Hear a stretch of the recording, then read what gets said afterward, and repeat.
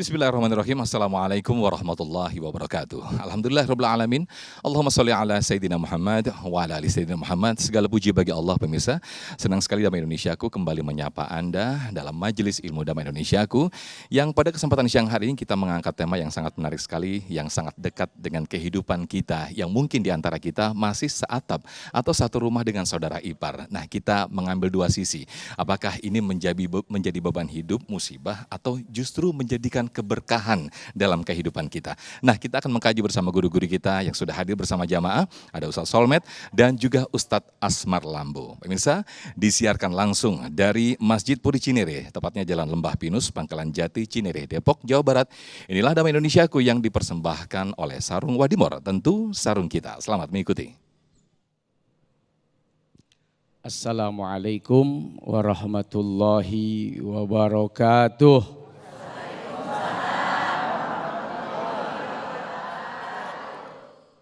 Bismillah walhamdulillah. Assalatu wassalamu ala Rasulillah Sayyidina Muhammad ibni Abdillah wa ala alihi wa ashabihi wa man walah. Tuan Guru yang mulia Al-Ustadzun Al-Fadil Asmar Lambo. Ini Ustadz mahal, Lambo. Tadi saya tanya, ini marga sekaligus nama orang tuanya Tuan Guru kita. Semoga senantiasa diberikan keberkahan, kesehatan oleh Allah Subhanahu wa Ta'ala.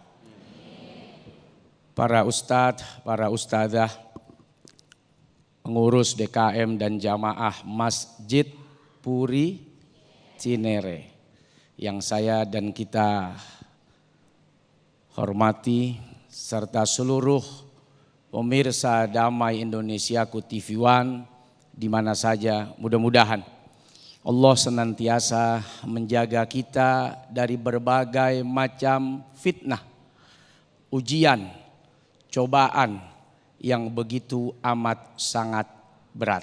Amin ya rabbal alamin. Kalau bicara soal ujian yang paling susah itu ujian dari mana? Ada yang jawab anak, suami. Belum gua tanya nih yang kesini nih. Ujian paling berat dari mana, Pak?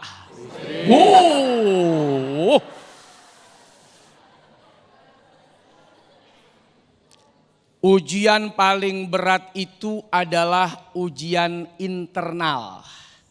Ujian yang sumbernya dari dalam diri sendiri, dari keluarga sendiri, dari orang terdekat sendiri.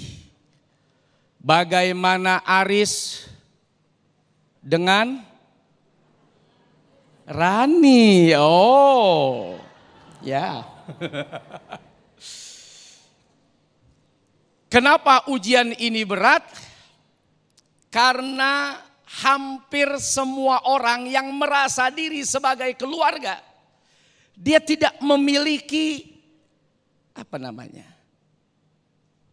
prasangka, rasa yang melebihi ketakutan ketimbang dia kepada orang lain.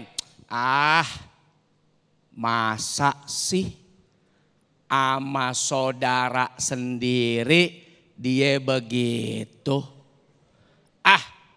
Masa sih sama ipar sendiri dia begitu? Masa sih sama orang dekat dia bisa begitu? Nggak mungkin. Itulah kenapa Nabi Shallallahu Alaihi Wasallam mengingatkan alhamul maut. Karena banyak orang merasa disebabkan dekat, disebabkan dari keluarga sendiri, sudah menjadi keluarga, bukan lagi orang lain, dengan penuh berbagai macam perasaan, kebersamaan, kedekatan, dia lupa voltase setrumnya 200.000 watt. Makanya yang dikasih peringatan danger bukan tiang listrik depan. Ya, betul nggak? Yang dikasih peringatan danger tuh sutet. Yang voltasenya gede-gede ditulis danger. Awas, hati-hati. Jangan ngedeket. Urusannya pindah alam. Kenapa Nabi menyebut maut? Sesuatu yang ditakutkan oleh kita itu apa? Mati. Saudara berobat, biar sembuh ya, panjang umur. Jangan sampai mati muda, oh gitu. Yang paling ditakutkan dan paling dihindari adalah kematian. Sehingga Nabi SAW memberikan gambaran bahwa ipar adalah maut. Harusnya kamu lebih waspada kepada dia. Bukan dihindari, bukan dijauhi, bukan dimusuhi apalagi. Tapi waspada, hati-hati. Mukanya mirip. Untung bini saya nggak punya ipar. Orang saya anak tunggal.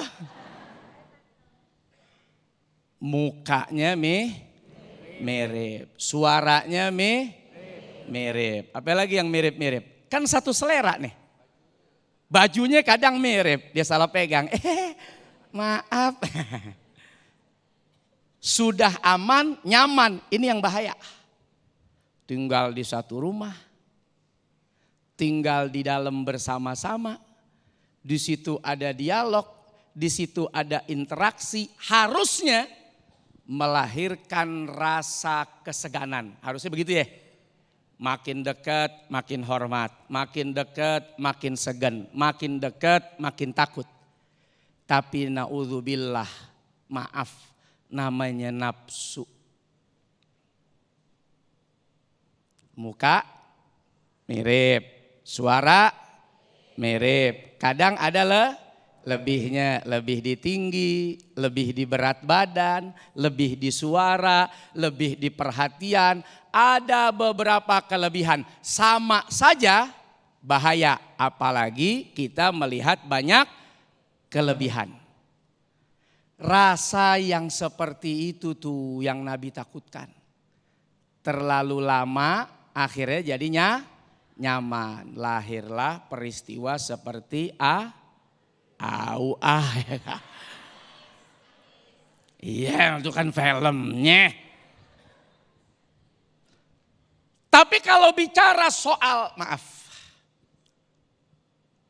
Kalau ipar itu kan mahram, tapi dia bukan mu'abbad. Disebabkan pernikahan, itu bisa jadi mahram. Yang bukan siapa-siapa, karena dia emak bapaknya orang tua pasangan kita, jadi ya selama-lamanya gak boleh dinikahin. Sebab pernikahan kita sama anaknya. Tapi dengan ipar enggak. Dia gak boleh kita nikahin selama kita masih menikah sama adiknya atau kakaknya. Tapi begitu dia udah gak ada, turun ranjang gak?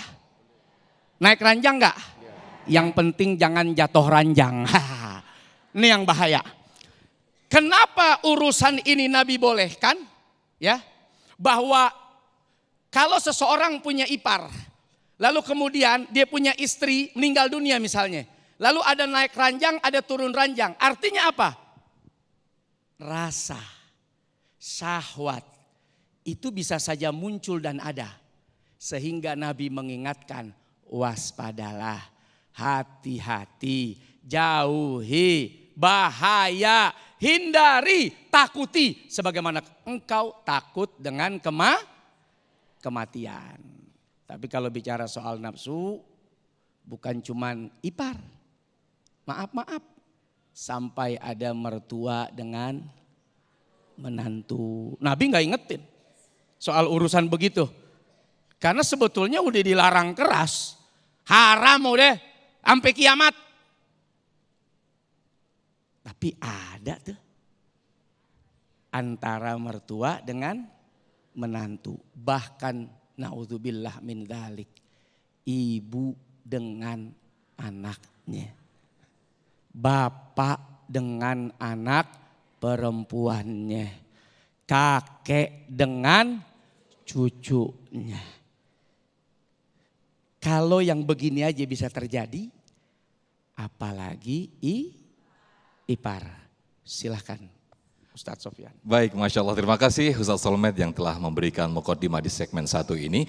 Ini tadi yang disampaikan oleh guru kita Ustadz Solmed bahwa perlu kehati-hatian ketika ipar kita bukan mahram kita. Nah, mungkin lebih luas lagi atau lebih jauh lagi ketika kita berbicara di kehidupan sehari-hari, mungkin dia ada di antara kita atau juga para jamaah juga yang satu rumah dengan ipar yang semuhrim. Mungkin bebannya bukan hanya fitnah, namun lebih dari itu. Ketika satu rumah dengan kita, satu atap dengan kita, justru menjadi beban, yaitu ya menghabiskan jatah makan kita atau justru menjadikan beban hidup kita, rumah tangga kita. Nah, ketika kita satu atap atau satu rumah dengan ipar, bagaimana hukumnya? Insya Allah nanti akan dijelaskan oleh guru kita Ustadz Asmar Lambo. Tetaplah bersama kami di Damai Indonesiaku yang dipersembahkan oleh Sarung Wadimor, tentu sarung kita.